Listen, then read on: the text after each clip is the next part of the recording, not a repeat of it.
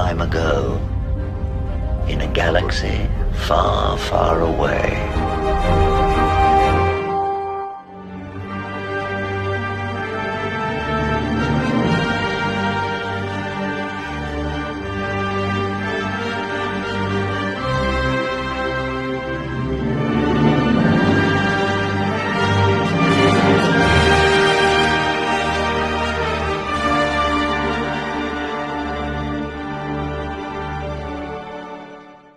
So, I don't know if any of you guys have noticed it, but Marvel, its leadership, is going all out to admit that their last offerings were bad.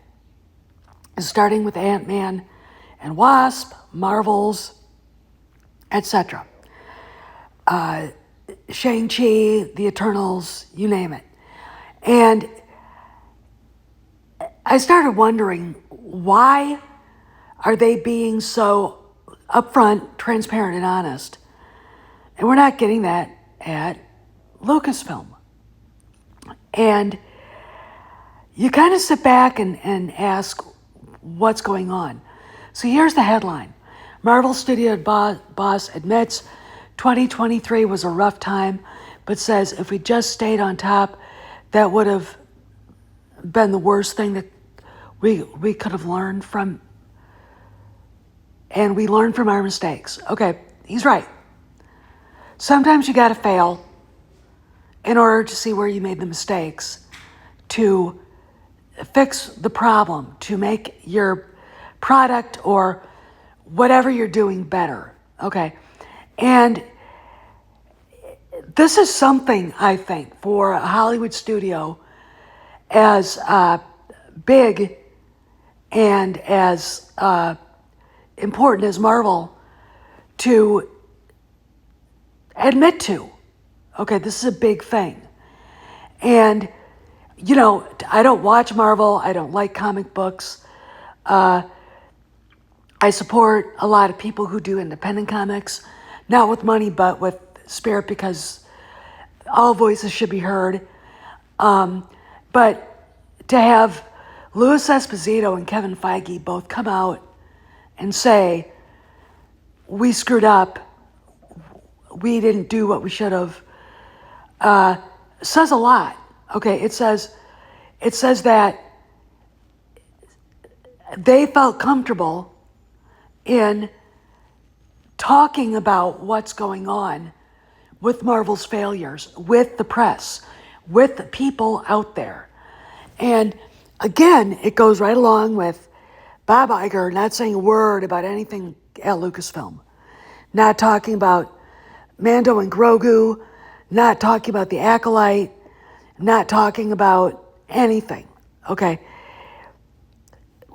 it's very strange. It's a very strange moment in opposite reactions and behaviors by both studios, or Disney concerning both studios, because these two would not be allowed to say anything publicly if Iger told them not to. I mean, here's Esposito to Empire Magazine saying it's been a rough time. I would have looked at them questioning the Marvels, considering the way fans reacted to Brie Larson. The Ms. Marvel TV show was good, in my opinion, but they've fallen on some pretty lean times. She-Hulk was stupid. Okay, just freaking stupid.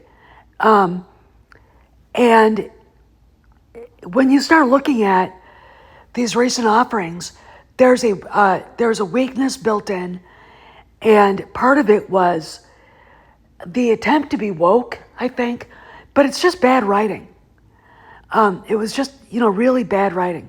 So Esposito goes further. Maybe when you do too much, you dilute yourself a little bit. We're not going to do that anymore. We learned our lesson, maybe 2 or 3 films a year. And, that this has been a problem that Liam Neeson pointed at concerning Star Wars. Okay. Trying to do too much. But doing a lot shouldn't necessarily be the attack on the quality of the product. It's who wrote it. It's who's behind it. It's whose name is in the producer's list. Okay. And it's who directed it, who's the showrunner. That's the weakness in all of these, be it Marvel or Lucasfilm, that when you've got a Victoria Alonso or Kathleen Kennedy, but Marvel could openly talk about, putting it out there that Victoria Alonso got fired for making another movie for another company. Sean Levy, the director of Deadpool 3, he basically said you'd have to live under a rock not to notice that Marvel hasn't been doing well lately. I'm paraphrasing. This is, first off, allowing Deadpool to have the rated R rating was a good idea. And the reason why is it's what the fans wanted. Deadpool could actually be the movie that revives the Marvel brand a little bit. And they do need a hit. Disney needs a hit. Okay, Disney needs... But sometimes being at the top so long takes away the hunger that you have. So it's harder to stay on top. It really is. It's extremely difficult. And it's harder to be on top all the time than it is to come scrambling back up. And I honestly think Disney itself probably needed the failures to understand what they were doing. Being anti-family, the woke shit, allowing activists into places they don't belong. I've said this before, I'll say this again. An activist is not a creative. Don't care how many artists were, communist or fascist or whatever in Europe or wherever. An activist is not a creative. You can be politically minded without inserting bullshit in everything you write, especially in franchises like the Marvel franchise and others. But let's talk further. Here's some words from a great actor. The first time I saw Star Wars, the first film,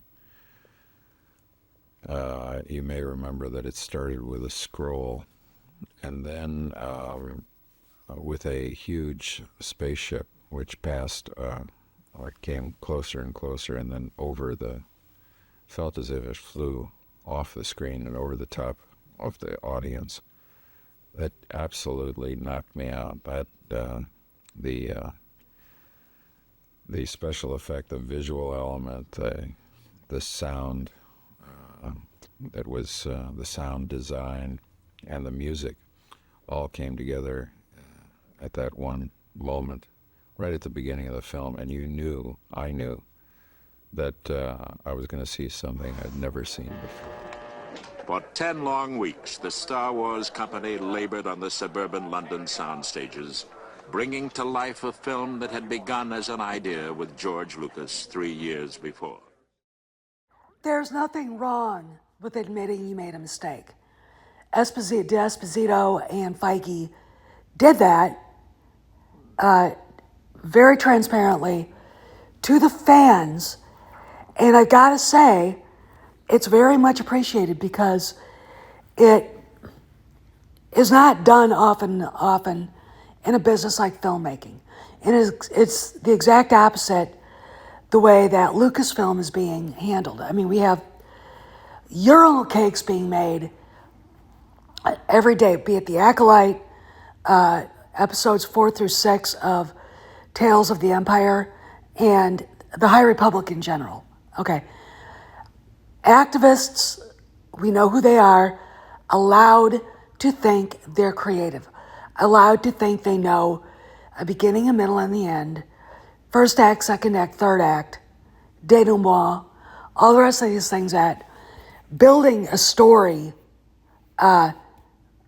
needs to have happen. Okay. When I think about the lack of first act, second act, third act in every one of the Skywalker saga sequel trilogy films, I want to gag. Now, of course, we have the woke shit in Tales of the Empire, and we got this other urinal cake, The Acolyte. Now, it's been advertised quite a bit. Of course, Star Wars Instagram, Star Wars X will post it and talk about it. They'll put it out on Facebook. But the reaction to this, 78% dislikes in the original trilogy, or the original trailer, and 63% dislikes now in the second trailer. And the comments are, fuck Harvey Weinstein. Okay, that's what we see. That's what the fans are seeing. They're not seeing Star Wars. And when you do look at the trailers, it looks more and more like The Matrix rather than Star Wars. Okay, it looks cheap and forced and activist-ridden crap. Okay, and we know that Harvey's former personal assistant, the showrunner, is an activist. This is the biggest, this is the biggest urinal cake streaming show Kennedy's ever had her name attached to. Okay. And just watching the shills, Star Wars Explained, Alex going on and on about it and not, addressing the 350-pound elephant in the room, Harvey Weinstein. Meanwhile, Kathleen Kennedy's fake Reno is going on, pretending she is still somebody at Lucasfilm by going to the Dodgers game on Star Wars night. All right. Kamran had a great historical allegory, comparison, I'd say, to what's going on here. And it's about this Egyptian queen, Sultana, who faked her husband's dead, but she faked him being alive for a year till she could consolidate her power. Okay, and what we're seeing is it becomes more and more,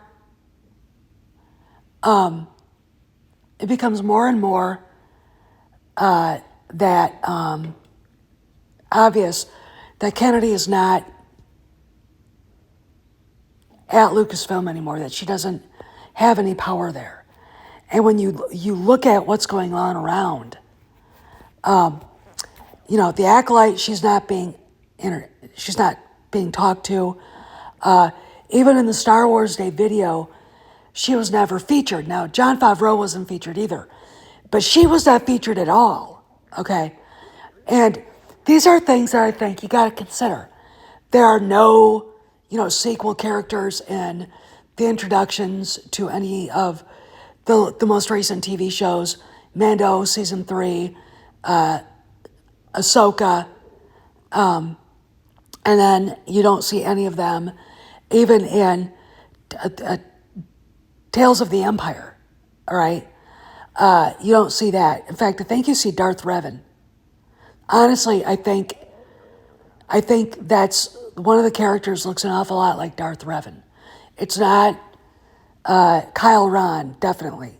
Okay, but it looks like Darth Revan. So you kind of go, okay, what does all this mean? What does all this mean? And why, again, is Lucasfilm not being transparent when Marvel is? Okay.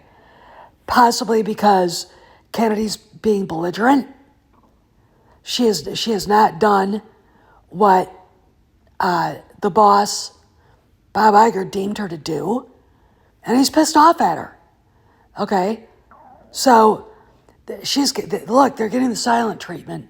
Meanwhile, Jon Favreau is continuing to grow his power base. Okay, and the more Gina Carano talks out loud about having no animosity to Disney and being happy to come back to Star Wars, the more I think that there's a deal being made somehow, somewhere. Okay, I don't think this will ever go to trial. But back to Kennedy. You know, you got to ask, why don't we get this level of transparency? Why doesn't she just announce, I'm on a leave of absence from Lucasfilm, and I am probably going to retire at the end of this contract from Lucasfilm? You know, she's obviously producing Twisters with her husband. You know, and it's obvious in everything but name only. And what's so bothersome about it is announcing that she's leaving now would change the conversation immensely. Okay, then we could actually get people to talk about what's in the pipe now, since she's leaving now and all of her crap is coming out. Okay, this is like, look, this is like taking a snake to a stuffed up sewer pipe. Okay, that's what this is. And all the shit, seriously, I hate that analogy, but hey, the Acolyte's the only thing that's exactly what that is coming out right now. And what's coming behind?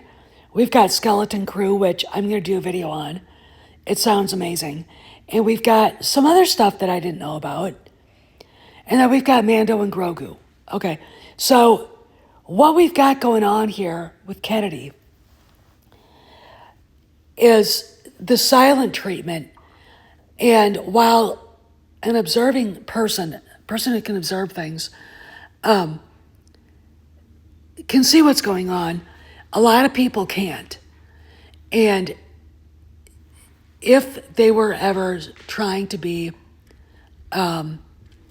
transparent like they are at Marvel, which I appreciate, I think the level of fan interest would be definitely heightened for Lucasfilm's offerings.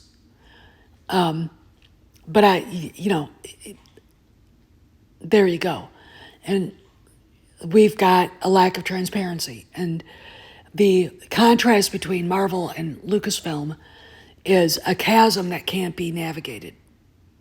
Okay, this is Steph signing out. I'll see you around the galaxy.